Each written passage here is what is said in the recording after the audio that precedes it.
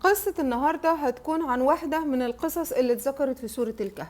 في سورة الكهف ربنا سبحانه وتعالى قال لنا انه اضرب لهم مثلا رجلين جعلنا لأحدهم جنتين من أعناب. فلما جه ربنا اتكلم هنا اتكلم عن رجلين، علشان لما نسمع القصة دي لازم نبص للجانبين، مش بس نبص لصاحب الجنتين. مهم جدا نفهم ان كل قصص القرآن ليها جانب وجانب اخر.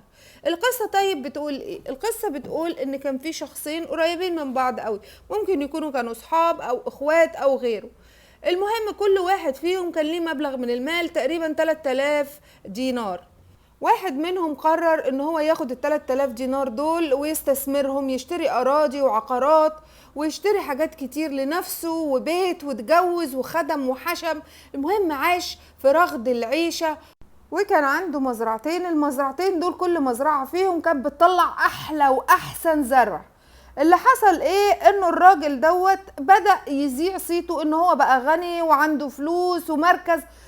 والمشكلة بتبدأ من هنا بقى، لما الإنسان يبدأ ربنا يديله من وسع ويكرمه ويديله من المال والعيال والخير والفضل.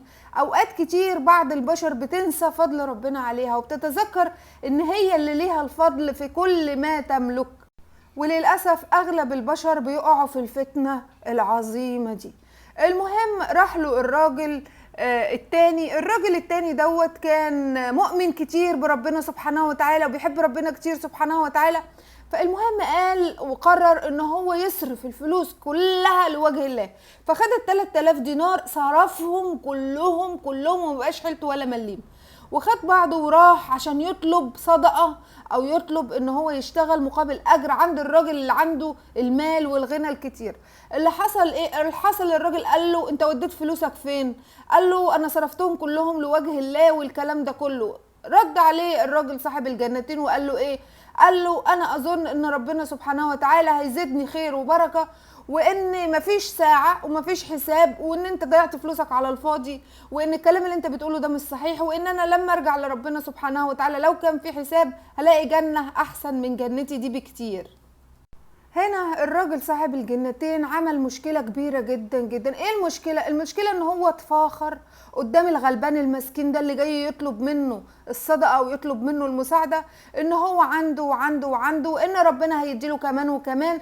فحرك جواه شعور الغضب والحسد تجاهه.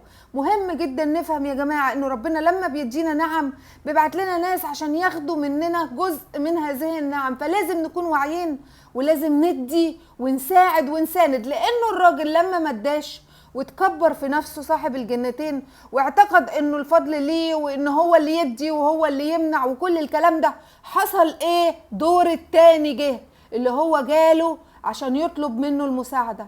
عمل ايه التاني بقى؟ ما قالوش لا شكرا خلاص انا هدور على رزقي وهشوف في مكان تاني وكلام زي كده، ولكن اللي حصل ان هو دعا عليه وقال انه يا رب جنتك كلها تتحرق وجنتك كلها تبقى ما منهاش فايدة ومهما صرفت عليها تلاقيها فاضية.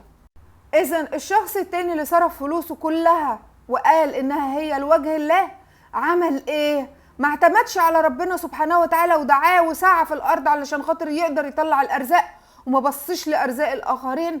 ولما راح طلب ما قالش خلاص انا ادور من ابواب تانية وافتح لنفسي ابواب تانية واشتغل واعتمد على نفسي وكل الكلام ده، ولكن حسد الراجل ودعا عليه لغاية لما ربنا سبحانه وتعالى استجاب دعوته وخلى الجنينة دي او خلى المزرعة دي صعيدا زلقا، يعني ما فيش فيها اي رجا انها يطلع فيها خير تاني او يطلع فيها زرع تاني. مهم جدا نفهم الحكمة اللي ورا القصة العظيمة دي، قصة صاحب الجنتين. ان ربنا سبحانه وتعالى هيرزقك برزق واسع ممكن ما كنتش تتخيل ان ده الرزق بتاعك، وفي نفس الوقت هيبعت لك اشخاص. اوقات في اشخاص هيتمنوا الخير ليك وللرزق بتاعك، واوقات تانية لا، اوقات تانية هيتمنوا زوال النعمة من عندك وهيدعوا عليك علشان خاطر انت ما بتساعدهمش. عشان كده مهم جدا ان ربنا سبحانه وتعالى قال لنا انه انتوا لو عايزين تنفقوا لازم تكونوا وسط، يعني ما تخليش ايدك مغلولة لعنقك ولا تبسطها كل البسط فتقعد ملوما محصورة. يعني ما تقولش انا بدفع بدفع بدفع بدفع لربنا ربنا ربنا ربنا ربنا ربنا، وتطلب بعد كده من الناس ان الناس تساعدك وتمد ايديها ليك وتديك، ولو الناس ما ادوكش تحسدهم وان انت تتمنى زوال النعمة منهم. إذا لما ربنا سبحانه وتعالى ذكر في سورة الكهف وقال اضرب لهم مثلا رجلين، كان قصده إن بص الفعل ورد الفعل، بص للفعل ورد الفعل. لما أنت تكون متكبر بالنعمة اللي ربنا مديها لك لازم هيكون عندك اختبار، ولازم هيبعت لك ربنا شخص علشان ياخد جزء من اللي ربنا اداهولك. فادي بصفو نية وادي بحب وبرحمة، واللي رايح ياخد من حد عنده مال وعنده فلوس يدعي له بالبركة ويطلب ان ربنا يزيده من فضله عشان يقدر يديه. ما يطلبش من ربنا ان هو يزيح عنه النعمة وان هو يخلي كل حاجة عنده تروح بسبب انه ما ساعدوش. ده الايمان الحقيقي. الايمان الحقيقي مش انك تنفق فلوسك كلها كلها كلها في سبيل الله وتقعد تطلب من الناس، وان الناس ما ادوكش او تجاهلوك او بعدوا عنك تدعي عليهم بزوال النعم اللي عندهم علشان يجربوا اللي انت بتمر بيه.